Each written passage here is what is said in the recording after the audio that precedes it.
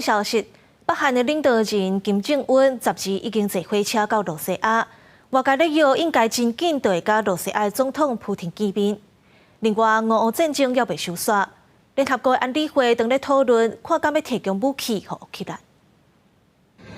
滨海边境区行政首长科佐米亚克公布一段影片，显示金正恩10日坐这个私人火车伫暗时到哈桑车站，甲俄国自然资源部长科兹洛夫等人会面。Эти механизмы, но мы надеемся, что здравоохранение Кореи снимет те ограничения, которые позволят более плотным контактам. То есть, ну и сам по себе визит. 搁一有了金正恩访问俄国，会甲总统普廷见面，是为散车北韩寻求经济援助甲军事科技。普廷好亲像也讲物件真需要，比如甲乌克兰战争当中所需要武器弹药。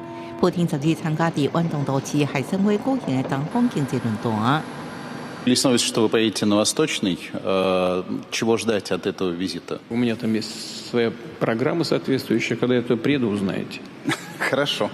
对金正恩来讲，这摆会面是拜托联合国严厉制裁甲外交高力局面的机会。对普廷来讲，是为俄乌战争当中一直消耗的弹药库补充弹药，甲北韩任何军火交易拢违反联合国的制裁。俄罗斯过去对制裁拢是支持。